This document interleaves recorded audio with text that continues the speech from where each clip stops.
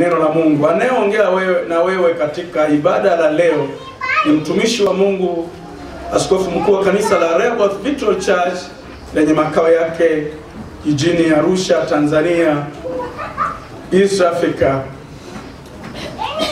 Jumbe ambao tunaenda kujifunza siku ya leo, tunaenda kujifunza ujumbe ambao unasema faida za kujifunza neno la Mungu. Faida za kujifunza neno la Mungu. Faida za kujifunza neno la Mungu. Faida za kujifunza neno la Mungu. Faida za kujifunza neno la Mungu. Faida za kujifunza neno la Mungu. Faida za kujifunza neno la Mungu. Tunaenda kuzungumza faida za kujifunza neno la Mungu. Tunaenda kufundisha ujumbe ambao unasema faida za kujifunza neno la Mungu.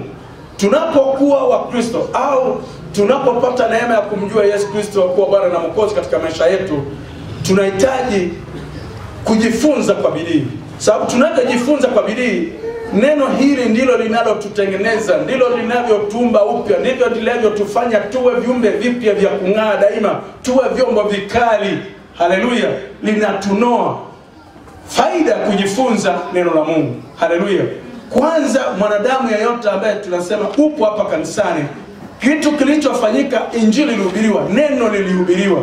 Neno lilipohubiriwa, neno ndio likakuokoa wewe, likakuvua wewe katika bahari ya dhambi. Kwa hiyo neno lililohubiriwa ndio likakuokoa wewe, likakuvua wewe katika bahari ya dhambi. Lilipokuvua wewe katika bahari ya dhambi, hasa neno hilo sasa ndio linataka likutengeneze na likushikamanishe na kila kitu ambacho Mungu alikukusudia kizuri. Haleluya. Kwa hiyo tunaenda kujifunza kwa muda huu na utaweza kugundua faida ya kujifunza neno la Mungu. Kwanza, neno la Mungu linasema kwamba Yohana 17 mstari wa 17, Yohana 17 mstari wa 17, neno la Mungu ni kweli na neno hili lilivyo kweli hututakasa. Neno hili ni kweli na neno hili likiwa kweli, neno hili hututakasa. Kwa kadiri unavyojifunza neno la Mungu ndivyo unavyopokea utakaso. Kadiri unavyojifunza neno la Mungu ndivyo unavyopokea utakaso. Kadiri unavyojifunza neno la Mungu ndivyo unavyopokea utakaso, ndivyo unavyotakaswa. Unavyojifunza neno la Mungu ndivyo unavyoendelea kupokea utakaso.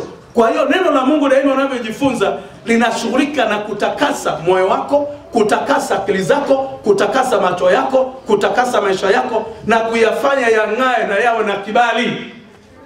Haleluya. Neno hili unavyojifunza daima ndivyo linavyokufanya upya, linakutakasa.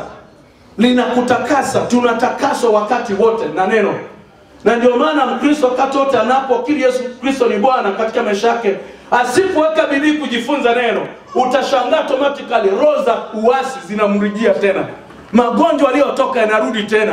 Balaa mikosi inarudi tena. Manuksi yanarudi tena. Kwa hiyo ataanza, ndio maana watumishi wakati mwingine tunakuaga wakali. Mtu anasema anataka tu maombi alafu anabidi kujifunza. Hawa watu waga wanasumbua sana watumishi wa Mungu. Na tabia za kale waga ziondoki. Masononeko, manunguniko, nini, roho za mabibi na mababu miaka na miaka hayaondoki. Kwa sababu neno anavyojifunza, bidii ya kujifunza inakutakasa, unapokea utakaso, unapokea kufanywa upya, chombo kipya. Neno hili ni nguvu, neno hili ni moto. Haleluya. Unavyolisikiliza ndivyo linavyokufungua.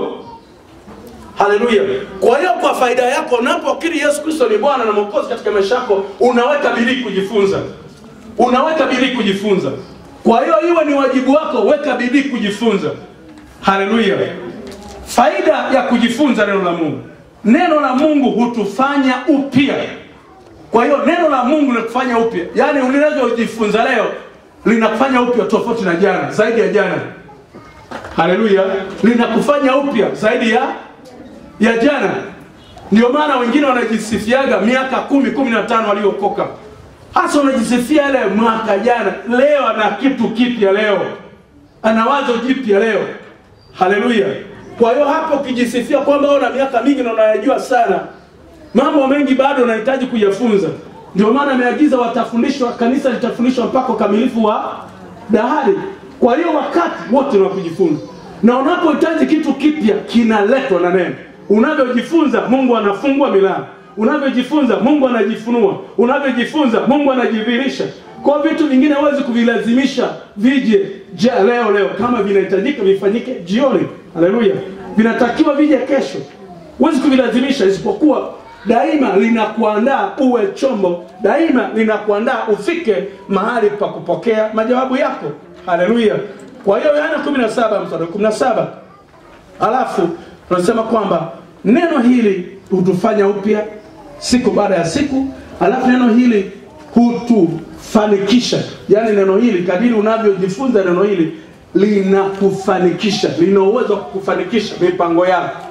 Kwa sababu linapokuelekeza lenyewe linatembea na wewe vizuri. Haleluya. Neno hili linakupatanisha. Yaani kadiri, ndio maana kiufupi Mungu anazungumza katika Mithali 16. Mithali 16 mstari wa 7 anasema njia za mtu zikimpendeza Bwana. Yaani ukakubaliana na neno. Neno hili lina kazi ya kukupatanisha. Sikiliza kitu ninachokufundisha. Neno hili lina kazi ya kukupatanisha na wanadamu wenzako, lina kazi ya kupatanisha na Mungu, lina kazi ya kukupatanisha na mafanikio mbalimbali. Kukupatanisha na kazi. Unaweza kuwa na ardhi unasema ardhi hii hainipi chakula. Kazi hii sioni faida yake. Lakini neno hili linaweza kukupatanisha na kazi yako. Neno hili linaweza kukupatanisha na biashara yako. Neno hili linaweza kukupatanisha na vitu ambavyo havishikiki. Neno hili linakushikamanisha. Haleluya. Unaelewa kitu na kufundisha. Kwa hiyo siri hii unaweza usijue. Na uwezi ukalazimisha vitu. Ndio maana Mungu hupenda kupitia neno utengenezwe. Neno likutengeneze, neno likuhekimishe, neno likuandae vizuri. Neno likuhekimishe, neno likuandae vizuri. Neno likuhekimishe, neno likuandae vizuri. Neno likuhekimishe, neno likuandae vizuri. Neno likuhekimishe, neno likuandae vizuri. Haleluya. Kwa hiyo neno hili linahutumika, Mungu litumia neno kukupatanisha. Kukupatanisha na Mungu, kukupatanisha na watu, binadamu wenzako, hata maadui waliokuinukia. Huna haja wakati mwingine kuhangaika na maadui, wewe shughulika na Mungu. Mungu atakupatanisha na maadui zako. Mungu atakupatanisha na marafiki zako. Mungu atakupatanisha na majirani. Wewe nyote utashuhudia neno hili linafanya kazi yake. Haleluya. Neno hili linakupatanisha na vitu mbalimbali. Na kupatanisha na kazi zako. Na kupatanisha na ardhi iliyokuwa ikupi matunda. Huyu mtu alikuwa ni Mkristo. Akaenda akafikia kiwango fulani cha kufanikiwa. Akawa hamtolei Mungu zake. Akawa na miradi ya mashamba makubwa na magari na mashamba makubwa ya kuzalisha maziwa, ng'ombe anakamua maziwa, na mashamba makubwa ya kuku wa mayai, kuku wa nyama. Akawa na vitu vingi. Mboga alafu katafuta maoda kwenye mahoteli makubwa na peleka. Sasa alipofanikiwa akasahau kumtolea Mungu zake.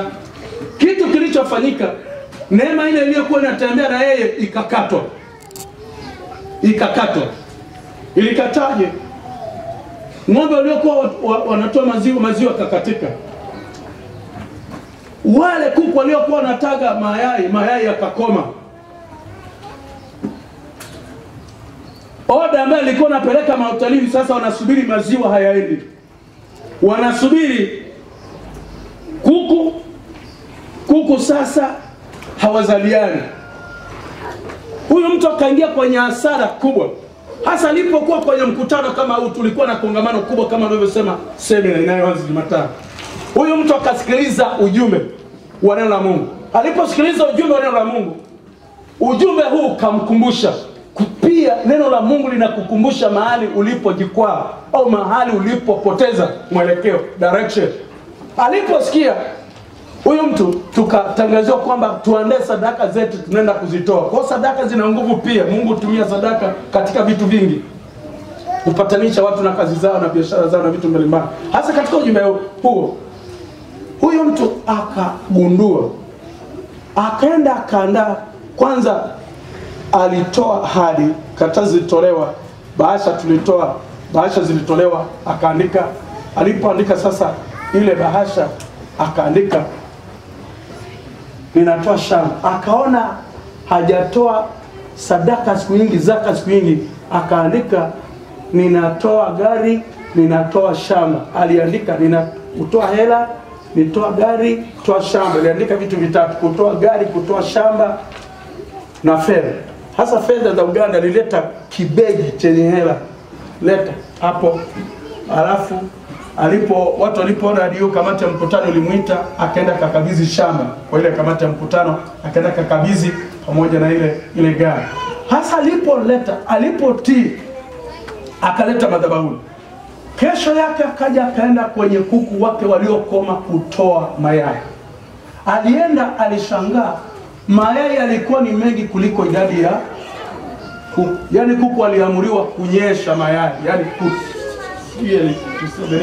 kama mvua za mao zinavyo.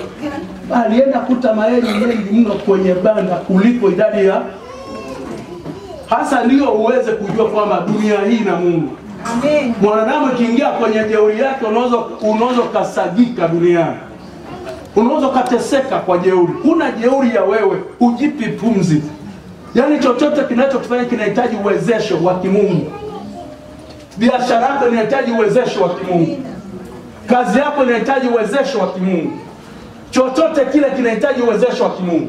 Kwa hiyo ukifarakana na Mungu, umekata connection yako na Mungu, nguvu inayofanikisha maisha yako, nguvu inayofanikisha chochote cha kwako. Ndio maana tunapokuja kanisani, kitu cha kwanza ni kumshukuru Mungu, kujua kweli. Ni kushukuru Mungu, kujua neema katika Yesu Kristo Bwana. Unapojua neema hii, muabudu Mungu katika roho na kweli. Nyenyekea kwa Mungu. Unapokuja kanisani, tumika kwa moyo wa kumpenda Mungu na kumnyenyekea Mungu. Wala na usiseme pasipo wewe kwamba akifanyiki kitu. Yani mtu akiongea ana upuuzi wa hali ya juu. Yani kama ni mjinga anaongoza katika idara ya wajinga. Ukipata neema kufanya vitu kanisani au katika jamii yoyote wanadamu, ujue ni Mungu ametusaidia. Mwanadamu akilio, Mungu ndio anayeipa uwezo wa kuchaji. Mungu ndio anayekupa uwezo wa kunyosha mkono kafanya kitu. Mungu ndio anayekupa uwezo wa kusogeza mguu kafanya kitu. Mungu ndio anayekupa uwezo wa kupanga ukatekeleza mipango yako. Lakini pasipo Mungu huwezi kitu chochote. Na anasema pasipo yeye hakuna chochote kinaweza kufanyika. Huyo mtu akaja kwenye madhabahu ya Bwana, akasema, ninamshukuru Mungu amenisaidia kupitia mkutano. Niliachana na Mungu na nilifarakana na Mungu. Nilipofarakana na Mungu, biashara zangu zilikolapsi. Paka alikuwa ananyang'anywa zile tenda ambazo alikuwa amepewa kwa mahoteli makubwa ya kitalii. Akawa anaenda kubembeleza watu wachukue vitu kwenye mashamba ya watu kwa watu wengine ili apeleke asinyang'anywe. Lakini pia ilibidi awe na wingi wa hela ambazo wanadaiwa maeneo mengine. Lakini alipotii neno, Mungu alimuonyesha advertise kwamba jeuri yako ni mimi Mungu Bwana Mungu wako. Ndipo alipoenda kwenye shamba akakuta kuku. Tunapozungumza shamba, kuna watu wana masteti makubwa ya mashamba. Yanaweza kukuta mianzini yote hii ametapakaza mabanda makubwa yenye kubeba makuku, manguruwe, mang'ombe, mabuzi, nini. Yani kitu kama amepewa oda kupeleka kwenye mahoteli, anachukua shambani kwake. Haendi kuchukua kwa mtu. Yani hapo ametengeneza oda tayari ambazo anapotoa shambani kwake anapeleka moja kwa moja wapi? Moja kwa moja kwenye mahali ambapo amepata kibali cha kufanya biashara nayo. Sasa huyo mtu ndipo Mungu alipomwonyesha kwamba Mungu, mimi ndio nina uwezo wa jeuri yako yote. Kwa mayai yalimwagwa mengi kwenye banda. Akaja akashuhudia akasema, jamani, kupitia mkutano Mungu amenisaidia, Mungu ameniokoa. Niliachaga kumtolea Mungu zaka. Nilikuwa kijana aliyeokoka, nilikuwa na bidii, nikamwomba Mungu anisaidie nifanikishe hiyo na nafasi nzuri ya kunitumikia, nikapewa fedha, Mungu akanipa miradi, nikanunua mashamba, nikaanzisha miradi. Lakini miradi ile ikaharibika baada ya kufarakana na Mungu. Baada ya Mungu aliposema, nikaona zaka niliyokula ni nyingi, sikutoa miaka na miaka. Ndipo Roho Mungu aliniagiza nitoe shamba moja, nitoe gari nitoe na fedha. Nimeleta kiasi nilichokuwa na fedha. Anaonyesha ile begi ya fedha. Sasa huyo mtu akazungumza, akalia katika madhabahu ya Bwana. Mkutano ulikusanyika, nchi ilikuwa 10 na kitu za Afrika. Akaombea madhabahuni. Alipoomba madhabahuni, akaondoka akiwa anamshukuru Mungu kwa muujiza. Na ulimwengu Mungu alimpenda ule muujiza pia wanadamu wajifunze. Tulikuwa watu zaidi ya 21,000 katika ile mkutano. Kwa hiyo nataka nikwambie kwamba faida ya kujifunza neno la Mungu. Yaani mwanadamu akifarakana na kweli ya neno la Mungu, unaweza kukuta mambo yasiende. Faida ya kujifunza neno la Mungu, nakwambia neno la Mungu linafanya kazi ya kututakasa, linatutakasa, linatufanya upya. Neno la Mungu tupatanisha. Kwa hiyo neno la Mungu lilihusika kumpatanisha yule mtu na biashara yake. Nisikilize vizuri. Kwa hiyo neno la Mungu lilihusika kumpatanisha yule mtu na biashara zake. Kwa neno la Mungu linaweza kukupatanisha na Mungu, likakupatanisha na binadamu wenzako, likakupatanisha na ardhi, likakupatanisha na biashara zako, likakupatanisha na chochote. Na ndio maana hata neno la Mungu sema kila utakachotie, utakaposhikamana, kila utakachotia mkono wako ukifanya kitafanikiwa. Kwa hiyo mtu akipuuza haya atashangaa automatically vitu vyake haviendi, vinamkataa. Neno, kupitia neno, tunapojifunza neno huhekimishwa. Neno la Mungu hutuhekimisha, linahekimisha mtu. Yaani mtu aliyekuwa mpuzi yupo tu kijuujuu, yani ni mtu wa porojo, utashangaa neno linabadilisha. Linamtoa kwenye porojo, linampa maneno ya hekima. Linamhekimisha mtu, anakuwa dada, kaka, baba, mama aliyejaa hekima, aliyetuliza. Ametulizwa, ametengenezwa na neno, ametulizwa vizuri. Yesu asifiwe. Ametengenezwa na neno, ametulizwa vizuri. Neno hili tunapojifunza hufungua. Neno hili hufungua. Yaani kadri unavyosikiliza sasa hivi hufungua. Mtu mmoja Dar es Salaam tulikuwa kwenye semina. Nikamwambia jamani, mimi Mungu ameniagiza kwamba nina agano katika huduma yangu. Unaposikiliza mafundisho yangu, hata kama nisipokuwekea mkono. Basi akahudhuria siku ya kwanza. Siku ya pili, kabla sijaombea, sijafanya maombi, alisema alisikia moto kwenye miguu. Aliposikia moto kwenye miguu, kasikia joto, jasho kwenye miguu. Alafu hapo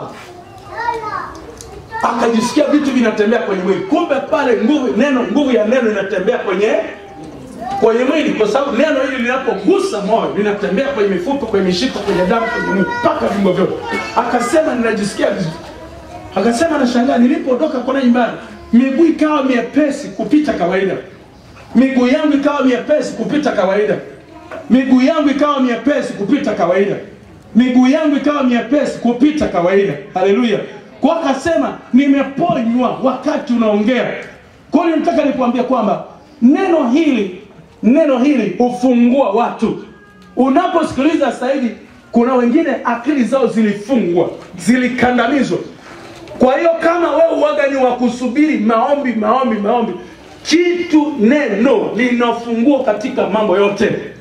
Neno linaweza mambo yote. Haleluya.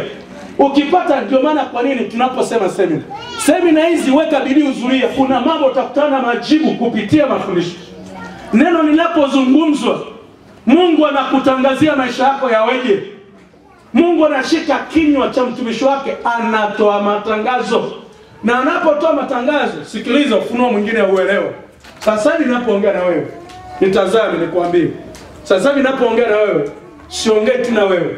Naongea na roho zote ambazo zinaishi ndani yako.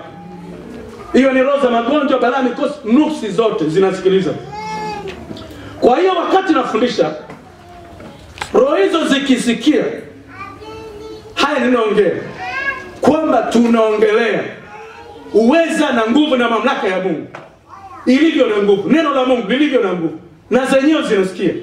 Kwa hiyo yanaposikiliza, na wewe unasikiliza, unashangaa kama kulikuwa na nguvu imekamata imefunga masikio yako. Utashangaa masikio yako yamefunguliwa. Utashangaa tumbo lako limefunguliwa. Utashangaa fahamu yako imefunguliwa. Yaani kadiri unavyosikiliza unanyonya. Yaani unavyosikiliza unanyonya nguvu ya neno. Haleluya. unanyonya nguvu ya neno, unakula nguvu ya neno, unakunywa nguvu ya neno. Kwa hiyo kamwe hautakuwa ulivyokuwa. Unaposikiliza ujinga wa aina yoyote uliokuwa kichwani. Ndio maana Petro aliposikiliza mafundisho haya akaja kazungumza, nimegundua kabisa Mungu anakutetea. Petro alikuwa ni kijana kaliokuwa kanacheza na nyavu tu kule, lakini akaja kuanza kupindua, anaongoza sala, profesa, madaktari, msomi wakubwa, akiwa yeye ameshikamana na nguvu ya neno. Yesu asifiwe. Kwa hiyo nguvu ya neno hufungua. Halafu nguvu ya neno hufunua kweli. Yaani kama unavyosikiliza, hata kama ulikuwa unajifanya kuna mambo umeyakamata umeyaficha ndani ya moyo wako, neno la Mungu linapozungumzwa humhabarisha mtu kweli. Hata kama hujamwambia mtu kitu chochote, lakini neno hili linapohubiriwa linasema na wewe kuhusu kweli. Yaani linahabarisha moyo wako. Hichi sio na hichi ndio. Na ndio maana neno la Mungu linapohubiriwa unaambia, nani yuko tayari kumpa mtu maisha yake? Kumpa Yesu maisha yake. Nani yuko tayari kuokoka? Atanyosha mtu mkono wake kwa sababu moyo wake umeshajua, umekutana na kweli. Na kweli ndio Mungu anasema mtaifahamu kweli na hiyo kweli itawaweka huru. Kwa hiyo neno la Mungu linatengeneza vitu vyote. Wewe ukiwa na bidii kujifunza neno, kuna namna tutapata uwezekano wa kufanya chochote. Neno la Mungu kuhekimisha mtu, kumpa mtu busara. Yaani kuna mtu ambaye alikuwa yani akili zote zimekaa tenga. Yaani neno linaweza likakupa hekima na likakupa busara. Kuna busara ya neno. Haleluya. Na ndio maana hii tunachoongea, kuna mtu mmoja Petro, kijakazi yule, wakati tunaambia unafanana na wanafunzi wa Yesu. Hapana. Hata ongea yako inaonyesha. Ongea yake kivipi? Ile hekima ya aliyokuwa anaongea, mazungumzo yake yalikuwa yako katika mpangilio. Yaani yanatoka maneno yaliyoshikamana na nguvu ya Mungu, yaliyoshikamana na busara, yaliyoshikamana na hekima, yaliyoshikamana, yani yanatoka maneno yenye uzito, maneno yenye nguvu. Haleluya. Yesu asifiwe. Kwa hiyo Mungu, mafundisho ya neno la Mungu, neno la Mungu linaweza likakupa busara. Neno la Mungu linaweza likampa mtu busara. Neno la Mungu linaweza likampa mtu hekima, linaweza kumpa mtu busara. Neno la Mungu linampa mtu furaha. Karibu unavyosikiliza. Kuna mtu mmoja nipigia simu yuko Mtwara, akaniambia, mtumishi, nimesikiliza mafundisho yako kwa radio, nimesikiliza neno hilo. Neno hilo, mtumishi wa Mungu, neno hilo limenisaidia kwa jinsi na kwa namna isivyo kawaida. Nilikuwa na huzuni na masikitiko wakati nafundisha, nikasikia tu nishike radio, nikaendelea kufundisha, nikaendelea kusikiliza. Sasa hivi mtumishi, nina furaha ya ajabu, nina amani ya ajabu. Kwa hiyo neno la Mungu humpa mtu furaha. Neno la Mungu humpa mtu amani. Haleluya. Neno la Mungu humpa mtu furaha, humpa amani. Neno la Mungu ni uzima. Yaani hata tunayozungumza ni uzima.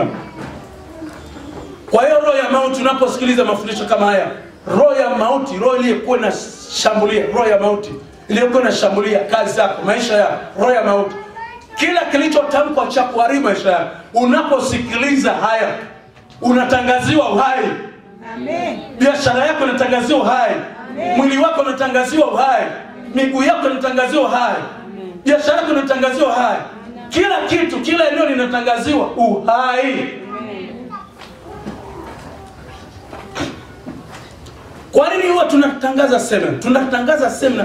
Mungu tangu mwanzo aliweka hata Israeli wakati wanatoka Misri. Ambia mtatembea, wingu lilikuwa linasimama. Wingu likisimama, walikuwa naagiza wasome Torati, yani wafundishwe, wasome Torati, wafundishwe neno, watafakari neno, ili wapokee kuumbwa upya, wapokee kutafakari kiupya, wapokee mafunuo ya Mungu, wapokee kukumbushwa. Haleluya. Kwa hiyo Mkristo akipuuza neno, Mkristo akipuuza kujifunza neno, automatically utashangaa giza limevamia moyo. Mapepo yamevamia moyo. Roho zilizokuwa zimetoka miaka na miaka, tena zingine zitakuja kwa mahesabu na kwa mbinu zingine zitakuteka. Na unapokuja kanisani kujifunza, jifunze kwa unyenyekevu.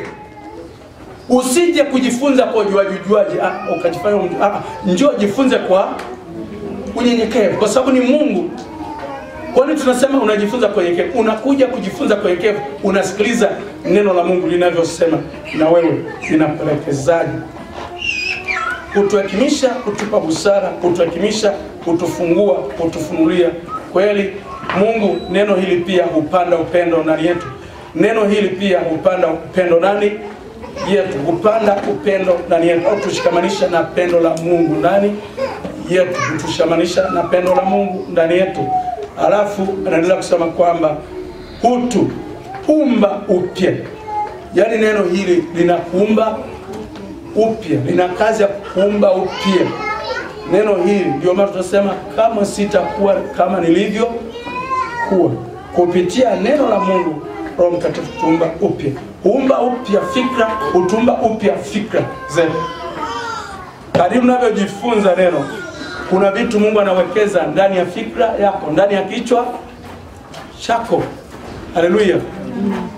Yaani kadiri sasa hivi unavyojifunza, kuna vitu Mungu anavipanga ndani ya akili yako. Fundisho na faida sana. Na ndio maana unapoanza weka bidii, ni kwa faida yako. Si haya mambo yanabeba hatima ya mtu. Sio mambo ya kiroho, sio kusema ibada. Kukosa ibada unakosa vitu vingi sana. Kuna mambo pia Mungu huachilia mafunuo yake kupitia neno. Yaani akitaka kufunulia kitu ambacho anataka kusaidie, ataachilia ufunuo wake kupitia neno. Uone njia umechanganyikiwa, Mungu atasema katika madhabahu yake, katika mtumishi wake anakupa ufunuo. Unaona njia ni hii kupitia neno. Haleluya. Hufanya watu kukua, kuwapeleka viwango vya imani ya juu, viwango vya baraka za juu kupitia neno. Kwa hiyo ukipuuza neno,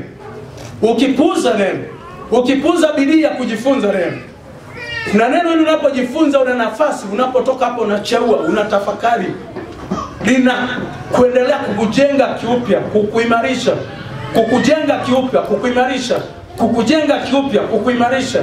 Haleluya. Yesu asifiwe. Haleluya. Amen. Kwa linakujenga kiimani, neno linakujenga kiimani. Neno linakujenga katika mamlaka.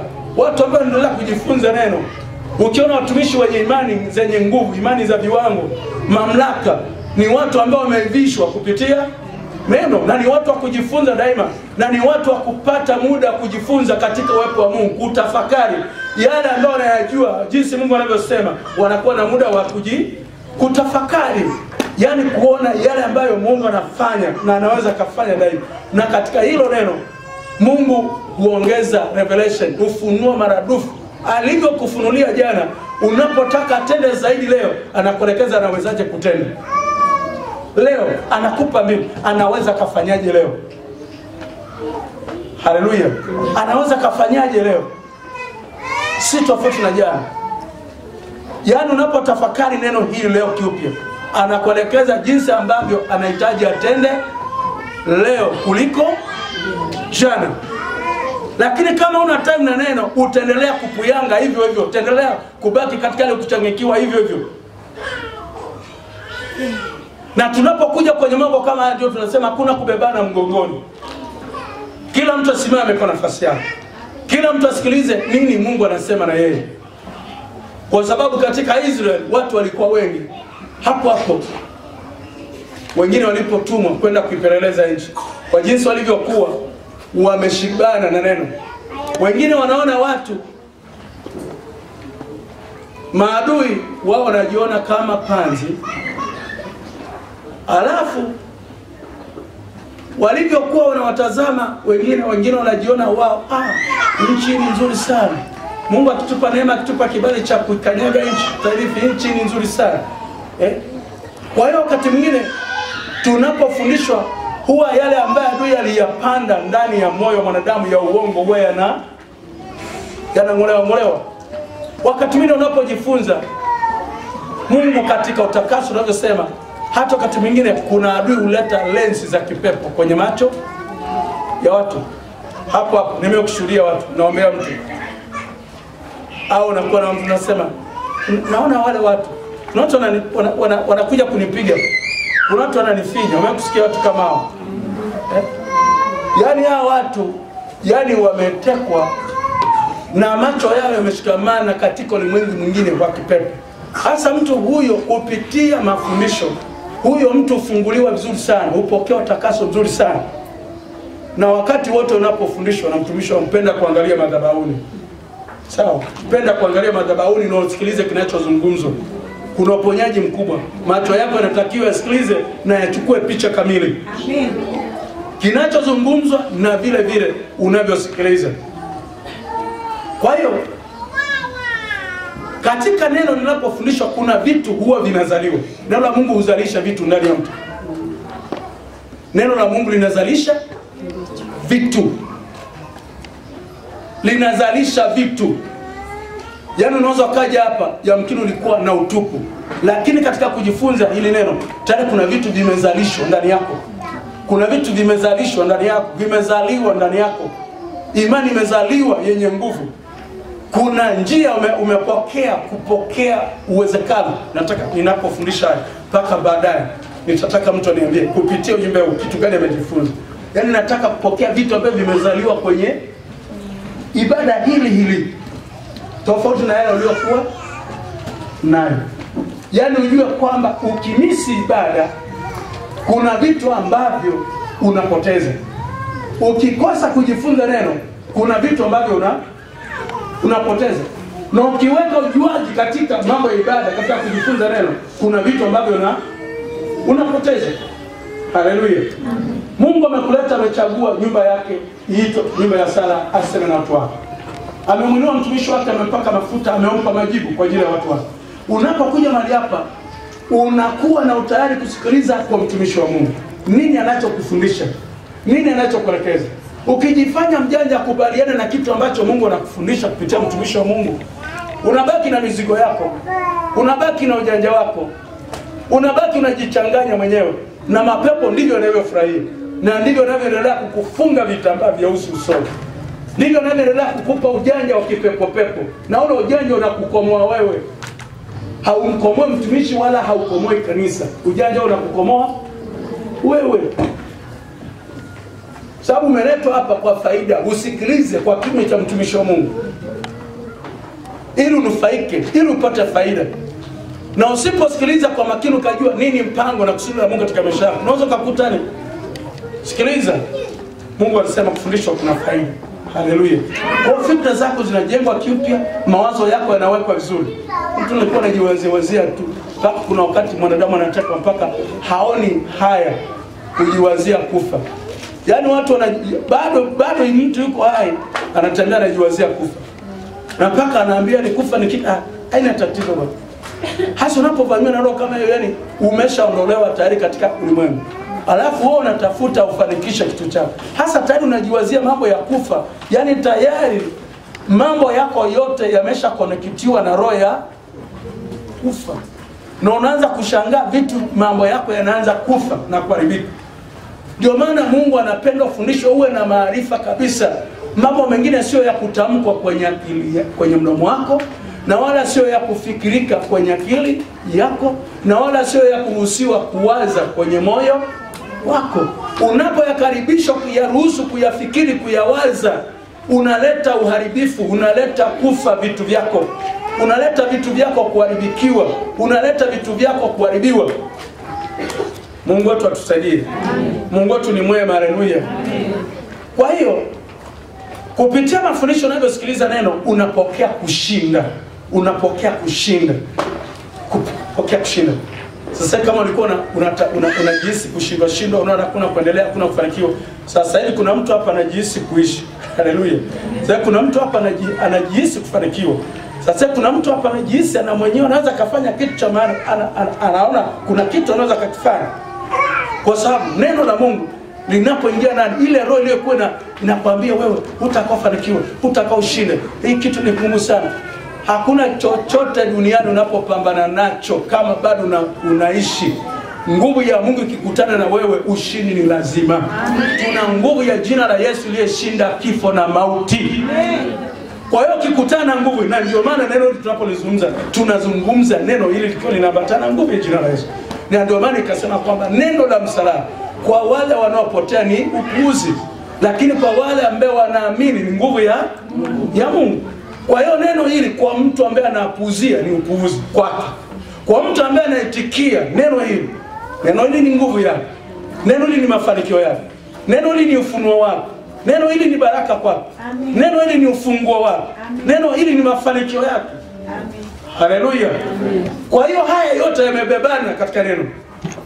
Haya yote yamebebana katika neno. Na mambo yote Mungu huyaachilia katika neno. Kama nilivyosema tangu mwanzo neno lilitumika kuumba vyote. Na mpaka sasa Mungu anapotaka kufanya jambo huachilia katika neno. Msamaha unatangazwa katika neno. Mungu anasema akusamee maovu yako yote, akuponya na magonjwa yako yote. Ametangaza hivyo katika neno. Kwa hiyo neno hilo anavyolitangaza mwanadamu aweze kulitikia, achukue. Haleluya. Alitikie, achukue. Mungu anakusamehe na anakusamehe kweli. Mungu anakuweka huru na anakuweka huru kweli. Mungu anakuponya, liamini neno, anakuponya kweli. Amen. Haleluya. Neno hili pia lina nguvu ya kumpa mtu kibali. Yaani wewe kama ulikosa kibali kwa ndugu zako, rafiki zako, jamaa zako, neno hili lina nguvu ya kumpa mtu kibali. Neno hili lina nguvu ya kumpa mtu kibali na afya njema. Kibali na afya njema. Neno hili lina nguvu ya kumpa mtu kibali. Likisema ndio, neno hili likitangaza kibali kwako, neno hili likitangaza kibali kwako, mbinguni mpaka duniani una kibali. Neno likitangaza kibali, ndio maana tunasema dili na Mungu mwenye uwezo wote. Muogope Mungu mwenye uwezo wote. Chana binadamu apaswa kichwa tu. Anakukimbilia, anakula vitu vyako, anakula vitu vyako, anakula vitu vyako, kesho maisha kugeuka. Paswa kichwa. Na akasema Mungu si mwanadamu aseme uongo wala jute. Anachokisema yeye ndicho atakacho kifanya. Kwa hiyo neno hili utajifunza haya yote, utajua. Kupitia neno utajifunza haya yote, utajua. Kupitia neno unapata kibali. Kibali hichi nataka kukwambia. Sikiliza nikwambie. Kuna watu wengine wanatembeaga hapa na pale, wanasema niombee, sina kibali. Mara nyota yangu imeibiwa. Yaani mambo yote unaongea uganga wa kienyeji. Yaani unaongea vitu ambavyo nyota yako imeibiwa, nini. Yaani mwanadamu anaweza katenda yasiyofaa mbele za Mungu, akakosa kibali mbele za Mungu, na akakosa kibali mbele za wanadamu, na akakosa kibali kwa chochote kile. Paka chakula ukakila kikakataa tumboni. Paka chakula ukala kikakataa tumboni. Na ukashangaa, ukapata kibali, ukatengeneza mahusiano yako mazuri na Mungu, ukapata kibali. Ukipata kibali, Mungu akikupa kibali, Mungu akupa kibali, ukipata kibali mbele za Mungu, kibali hicho Mungu anatoa kibali mbele za watu. Kibali hicho Mungu anakitoa kwa chochote utakachokifanya. Kimeamuriwa huyo ana kibali. Amen. Mimi sikubaliani na sikufundisha hata siku moja elimu ya nyota.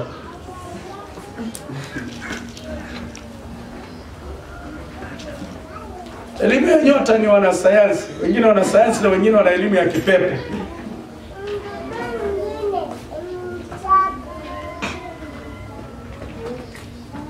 Acha tabia kuambia eti tunaambiwa nyota yako imeibiwa. Nyota yako wewe tengeneza mahusiano yako na Mungu. Mambo yote yako hapo ulipo. Amen. Wengi wamejikutia, wao wametoka makanisani wanaenda kwa waganga kienyeji, wanaambia tu wanaoshwa nyota. Nyota yako imeibiwa na nani? Siku gani, saa ngapi? Niambie nyota yako ilikuwa wapi? Hasa kwa sababu kukosa neno, kukosa mafundisho. Jitu kubwa miraba mine na akili yake na kipara chake najivuruta, nyota yangu imeibiwa. Nikabiziwa nyota wapi? Watu huo wanafanya yasiyofaa, wanakosa kibali. Wakikosa kibali mbele za Mungu, nakosa kibali kwa wanadamu. Kikosa kibali kwa wanadamu, nakosa kibali kwa ardhi na kwa chochote unachokifanya. Unaanza kusema nyota yangu imeibiwa. Tunajua na nyota yangu watu wanasafiria nyota yangu wapi wewe? una kibali. Giza tupu, watu wasafirie gunia lililojaa chawa, gunia lililojaa giza. Yaani ukisikia linasema eti nyota yake imeibiwa, eti watu wanasafiria nyota yake. Yaani nenda mbele ya rako mkodolee macho. Mbele kwa na kuonaga akili ziko, kumbe hamna kabisa. Yaani kwenda mbele mkodolee kabisa. Bounce kama wewe mkubwa. Hebu simama. Anakuambia eti nyota yangu imeibiwa. Njoo simama. Mtu mkubwa huyo anakuambia eti nyota yangu imeibiwa. Hakuna mtu kuiba nyota yako. Isipokuwa kuna maisha yako umeenda kinyume na Mungu, umekosa kibali mbele za Mungu.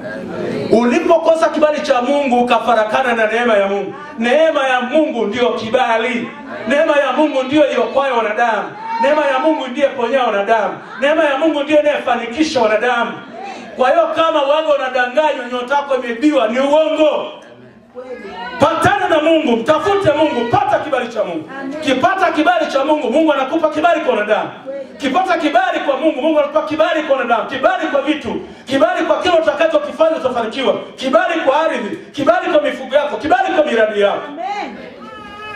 Kwa hiyo acha uongo wa kusema kwamba unadanganywa. Eti umeibiwa nyota. Umewahi kusema umeibiwa nyota? Kama umewahi kusema usirudie, nafuta maneno. Kuna mtu kuingia nyota.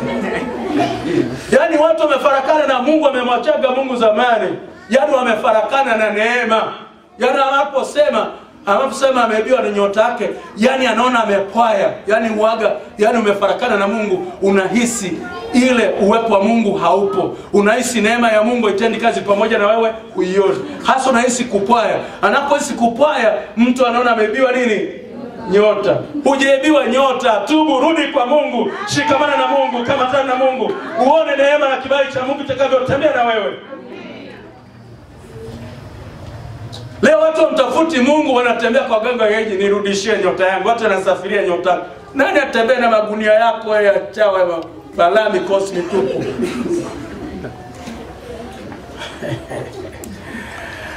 Fundishwa neno, haleluya. Fundishwa neno, elewa. Msomi mkubwa unasema umeibiwa nyota. Ulikuwa wapi unaibiwa nyota? Kuto kujua elimu ya Mungu ni balaa duniani. Kuto kujua neno la Mungu ni balaa duniani. Kuto kujua mafundisho ya neno la Mungu ni balaa duniani. Kuto nyenyekea jifunze kwa utumishi wa Mungu aliyepakwa mafuta na Mungu ni balaa duniani. Kwa unaposikiliza mafundisho kama haya kwa mtumishi wa Mungu, unapokea kujengwa, unapokea kuhekimishwa. Giza liliokuwa uongo wa adui uliokuwa kichwani, utapendwa kipepo uliokuwa kichwani unaondoka.